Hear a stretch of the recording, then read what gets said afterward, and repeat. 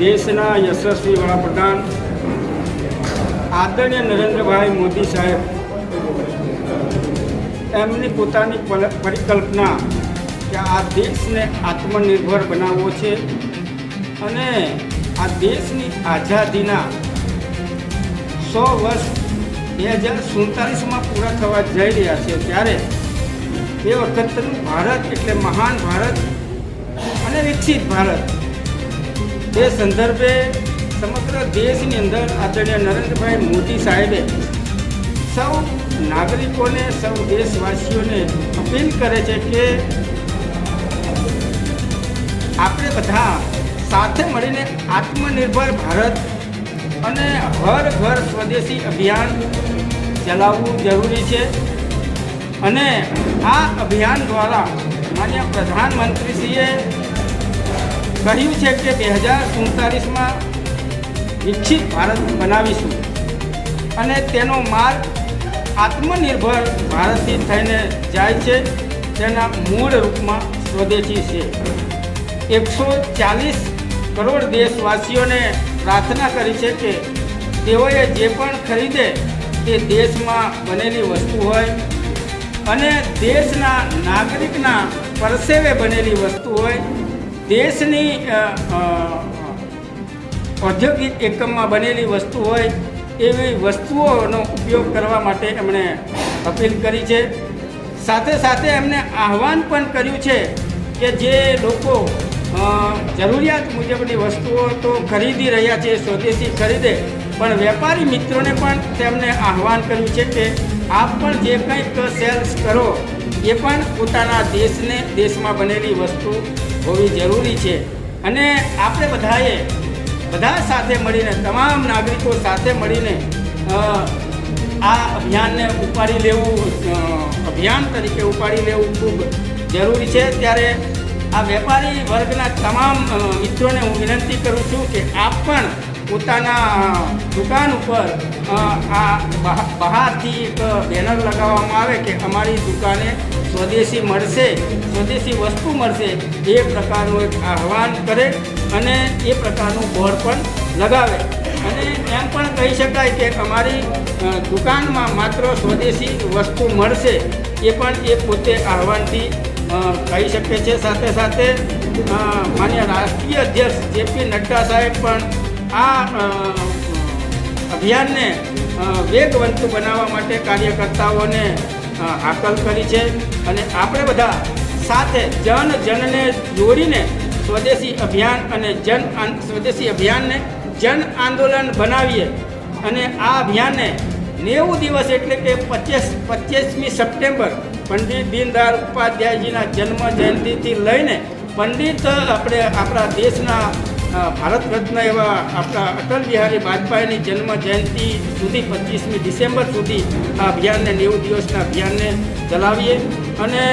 આપણે બધા સાથે મળીને માન્ય પ્રધાનમંત્રીશ્રીએ 2019માં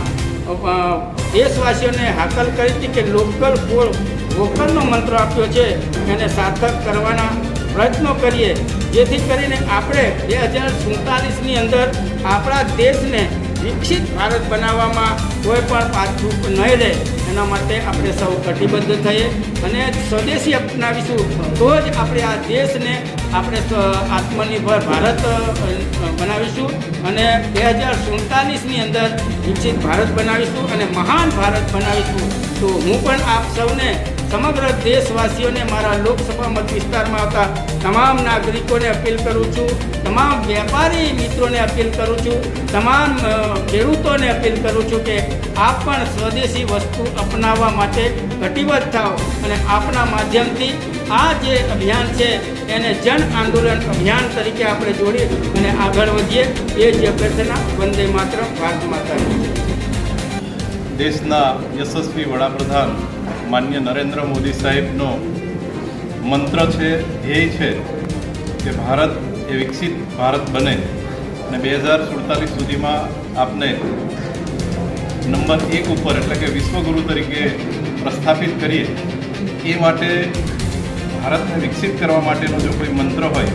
તો એ આત્મનિર્ભર ભારતનો મંત્ર એમને આપ્યો છે અને આત્મનિર્ભર ભારતના મંત્રને ચરિતાર્થ કરવા માટે હર ઘર સ્વદેશી ઘર ઘર સ્વદેશી એ અભિયાન સરકાર દ્વારા અને ભારતીય જનતા પાર્ટી દ્વારા લોકો સુધી પહોંચે, જન આંદોલન થાય એ માટે 25 સપ્ટેમ્બર એટલે કે આપણા પંડિત દીનદયાળ ઉપાધ્યાયજીના જન્મદિનથી લઈને 25 ડિસેમ્બર સુધી અટલ બિહારી વાજપેયીજીના જન્મદિવસ સુધી 90 દિવસ સુધી આખા દેશમાં આ અભિયાન ચાલશે. અને એમાં જિલ્લાની કાર્યશાળા, રાજ્યની કાર્યશાળા, આ રીતે અમારી ભારતીય જનતા પાર્ટીના વિવિધ પ્રોગ્રામો થયા છે. મંડળ સુધી પણ અમે કાર્યક્રમો થયા છે. આગળના સમયની અંદર દરેક જિલ્લા પંચાયત સીટ ઉપર આત્મનિર્ભર ભારત માટેનું સંમેલન અને સ્નેહ મિલન સંમેલન એ કાર્યક્રમો પણ થશે. સમાજમાં જાગૃતિ આવે એના માટે વોલ પેઇન્ટિંગ છે, રીલ સ્પર્ધા છે, નિબંધ લેખન છે, આ પ્રકારના વિવિધ આયામો કરીને જનજાગૃતિ થાય એ માટેના પ્રયત્નો થયા છે. અને માન્ય નરેન્દ્ર મોદી સાહેબના નેતૃત્વની અંદર દેશનો આર્થિક વિકાસ જે છે એ પણ કૂદકે ને ભૂસકે આગળ વધી રહ્યો છે. અને હાલમાં જે આપણે ચોથા નંબરની ઇકોનોમી છે એ આગળના સમયની અંદર આપણે 1 નંબર ઉપર પહોંચીએ એના માટે સાહેબે વોકલ ફોર લોકલ અને make in India, made in India આ પ્રકારના જે અભિયાનો શરૂ કર્યા એના કારણે આજે દેશ ખૂબ જ આર્થિક રીતે સમૃદ્ધ થઈ રહ્યો છે. દેશના યુવાનોને રોજગારી મળી રહી છે. અને આ બધા જે કાર્યક્રમોને અંતે આપનું જે લક્ષ્ય છે એ લક્ષ્ય આપને સાધી શકીએ તો એના માટેનું આ આખું અભિયાન છે. અભિયાન અમે આવનારા 25 ડિસેમ્બર સુધી ભારતીય જનતા પાર્ટી દરેક ગામ સુધી, દરેક નાગરિક સુધી પહોંચવાનો પ્રયત્ન કરશે.